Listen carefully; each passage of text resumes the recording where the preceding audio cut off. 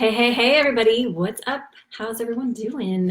If you are around, jump on and join me. So this is a huge passion of mine and something I've been heavily involved in my entire life is this work of really getting to know yourself, honor yourself, trust yourself, and love yourself. And this isn't about getting all Oprah on you. Self-love is actually one of the hardest things we'll ever do. Hey, Christian, so nice to see you.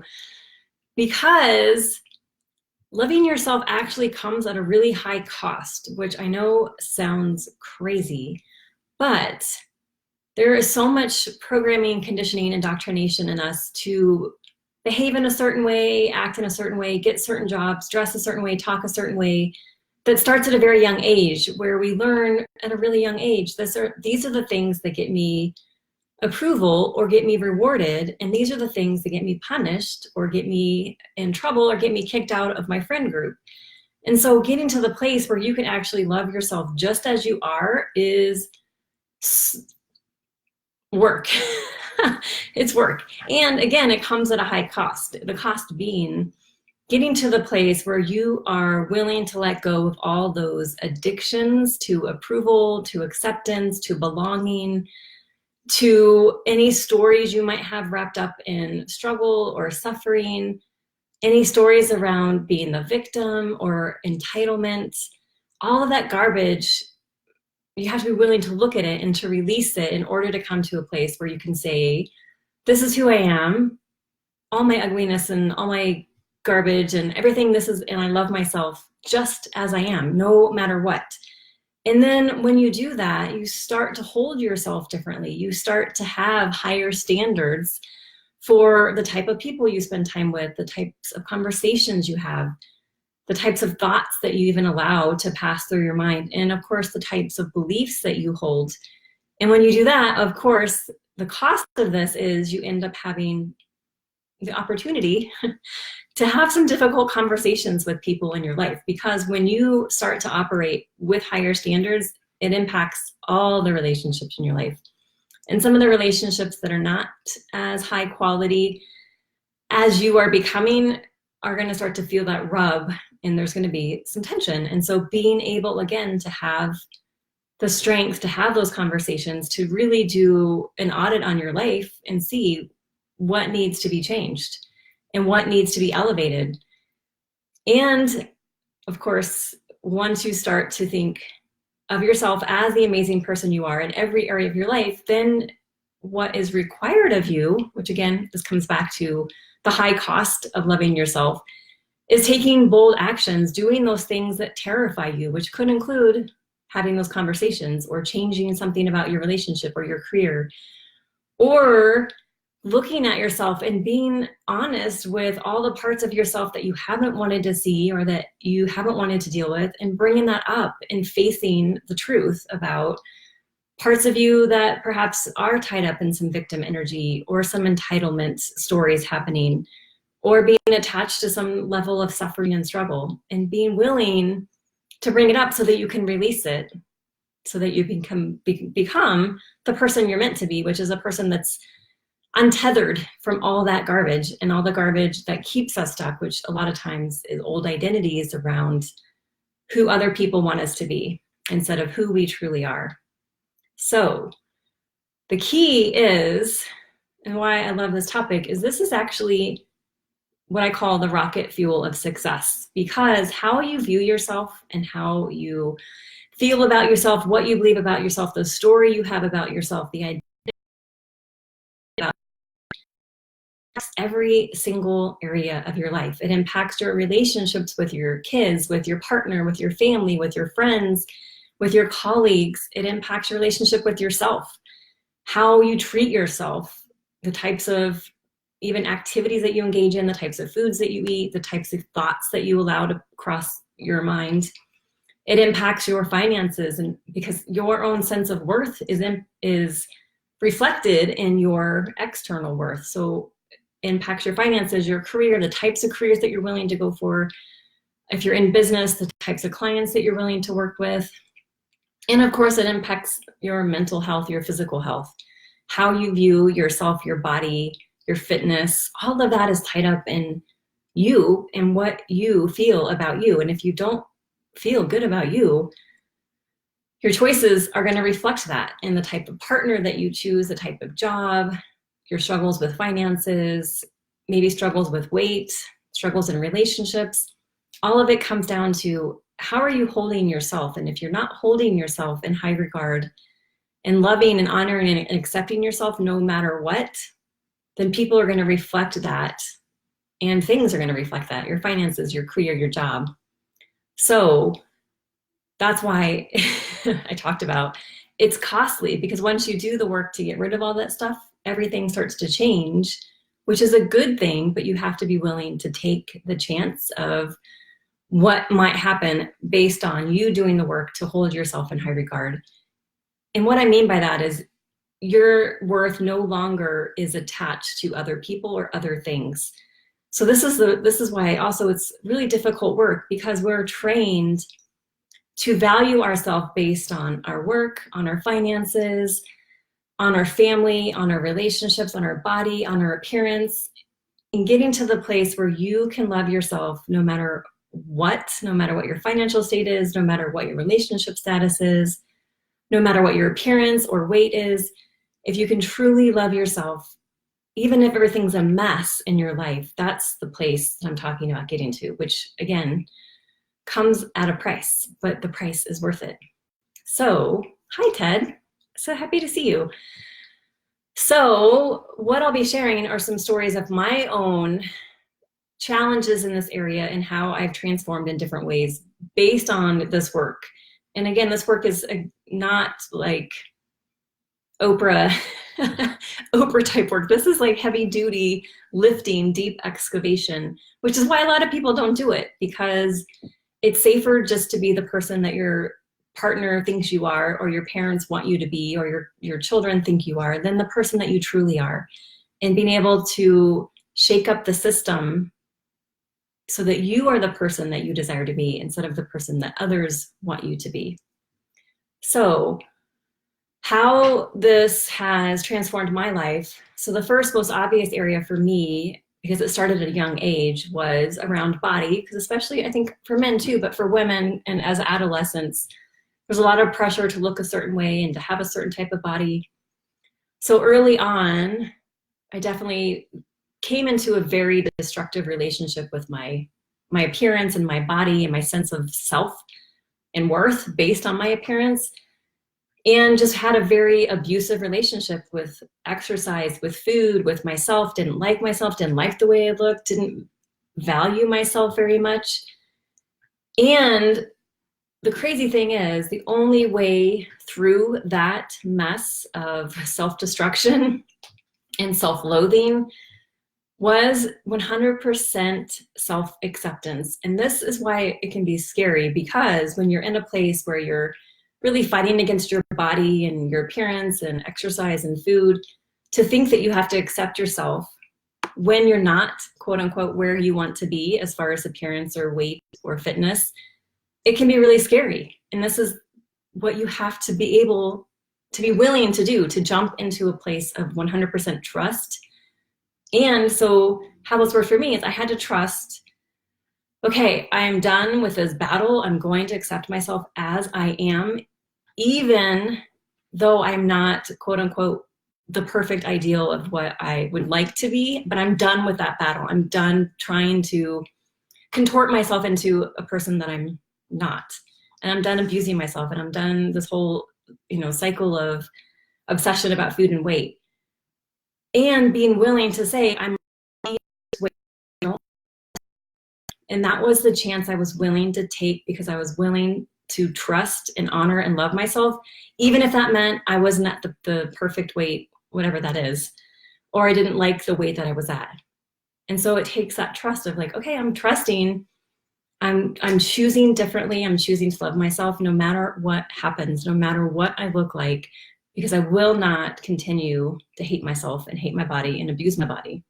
And what happened was my body changed to actually the body that I had been beating myself up for. It came naturally, and it came without the battle. It came without obsession. It came without being a gym rat and obsessing about what I eat and counting calories, it came because I chose to love and accept myself, which is, I know, completely counterintuitive. But it came at such a level that now I say, I don't just accept myself, I actually celebrate my body and all that it's allowed me to do as far as strength and fitness and flexibility, and being able to be in a place, especially as a woman, where I don't obsess about what I eat or how much I exercise is huge. I mean, that was like how much energy and time I wasted on that for, my 20s and part of my 30s is insane. And to have all that energy and time back now, because I don't worry about all that garbage, it was completely worth it to take that leap of faith, knowing I might have ended up completely, maybe perhaps overweight in a body that I didn't love. And I had to love the body even if I wasn't at the body that I loved. Does that make sense? Any questions? Okay, so that was my first story is body. The second story is, throwing all my dirt out here, is around relationships with men. So again, I didn't love myself very much because you could tell by the types of relationships I got myself into, with men who didn't value me, with men that weren't available, from not emotionally available to men living in different cities, to men living in different countries, to men being in relationships, to men being married. I mean, all across the board was just putting myself in situations that were very destructive, very codependent, very much tied with some victim mentality of me being like the scorned lover. And again, it just shows you and shows me I didn't value myself enough to think I was worth more than just the leftovers of some guy, right? And again, once I committed, I'm doing this work, and I did a lot of work in this area of trusting I am worth it, I am worthy of great love, and I'm willing to take the chance of being alone the rest of my life if that is the cost, because I will not continue this pattern of being in destructive relationships and settling for the leftovers instead of what I really truly desire is the 5-course meal. And again, I had to take that chance that it was possible I could end up alone the rest of my life. And I was actually okay with that because I had gotten to a place where I valued myself and was actually really good being alone. Hi, Brian. And when I did all that work to really see that my value and worth came from me, not from a guy, how I showed up with men completely changed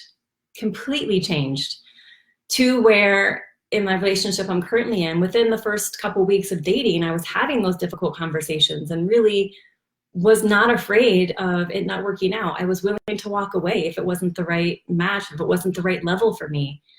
And we have that conversation still, like we always are in communication about, are we both continuing to evolve? And if not, we are good with ourselves to know we can walk away, because I and him, all of us, hopefully, can get to a point where you would rather be alone than be with someone that's not treating you well or respecting you and loving you the way that you ultimately need to love and respect yourself. So that's the second story. So basically it was, I had to be the partner that I desired. I had to love and respect and honor myself more than I could expect someone else to. And when I was able to do that, then I was able to attract a high quality partner that could love and respect me the way that I desired and the way that I did myself. Questions? Okay, third story. So much dirt coming at you all, but this is good because I want to share, like, this is my story of only possible to you, and the work that I've done is so worth it, and it's work that you all can do too. So third area is around career, and for me, this is another area that I kind of was in a place of challenge or struggle for much of my life, just not really sure what I wanted to do and kind of drifting. And then was in a career in a nonprofit where I was actually really committed. I enjoyed the work, but after a while, I started just to lose. I just lost my love for it. I became more administrative as I got more promotions. And I found I just wasn't happy. I wasn't really feeling that stimulation and that joy, and just knew, like, I know this is a good career and I'm making a difference and I'm earning good money and I'm providing a great resource to the community, and maybe I look good to other people because I'm in this job. But I was deeply dissatisfied and unhappy. It just kind of felt empty inside. And again, speaking of having, the theme here is trusting yourself and taking the leap when there's no guarantee anything will work out for you. I quit that job after being there for 6 years and being at a pretty high level, and took a job teaching at an international school in Mexico. So again, I had, what am I doing? I'm middle of a pretty good career, in my 30s. This is the time you're supposed to be increasing your career, not quitting and moving to Mexico to teach. But I took that chance on me that I wanted to do work that I was passionate about. Hi, Elliot. And that was meaningful to me. And if that meant, leaving behind everything I knew and going to a new country, that was what I was willing to do, because I didn't want to live my life in regret and thinking I'd spent how many years at this company and just was engaging in behaviors because I didn't enjoy it, like drinking too much and just really being disconnected and distracted because I was so unhappy. And I didn't want to live my life like that. And I knew I was willing to take the chance on quitting, which is scary, and moving into another country, which is scary, and to see what I could create from there.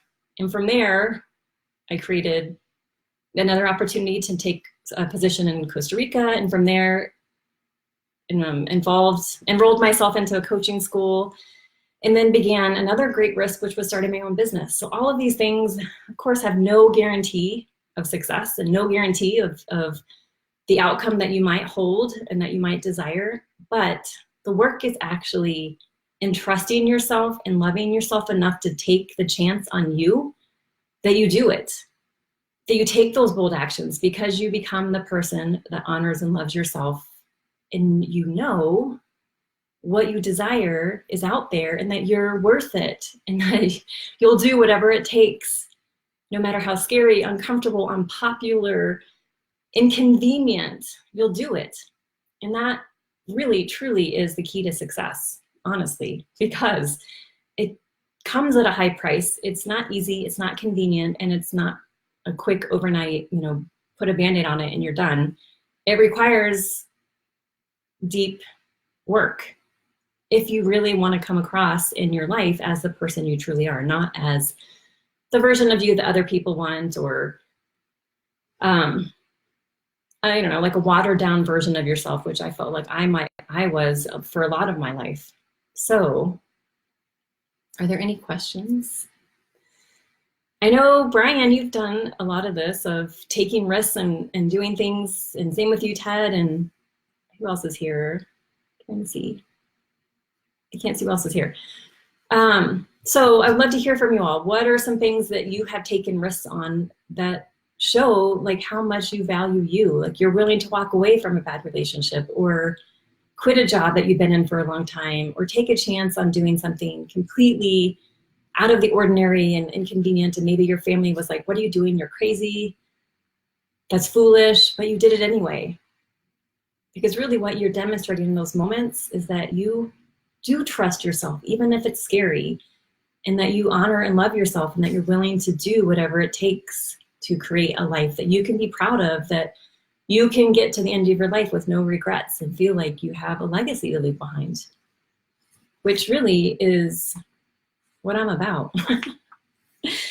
So, any thoughts? I don't see any. Trying to see if there's any comments. So I want to say, once you do this work, you really raise your standards. That's really what it's about, is you raise your standards about what you're available for in your life, as far as relationships and finances and career and business and even beliefs and thoughts. Like raising your standards about what kind of beliefs you'll hold and what kind of thoughts you'll let enter into your mind. And again, raising your standards in the respect that you are willing to take great risks and do those crazy, bold actions and the terrifying things and the scary conversations, because you're holding yourself as the person that lives in alignment with their highest version of themselves, that they hold themselves in such high regard that nothing outside of them and no one outside of them affects their sense of self and their sense of worth. They're completely like almost to the point where they're unoffendable and untriggerable because they just know who they are, what they stand for, what they're about.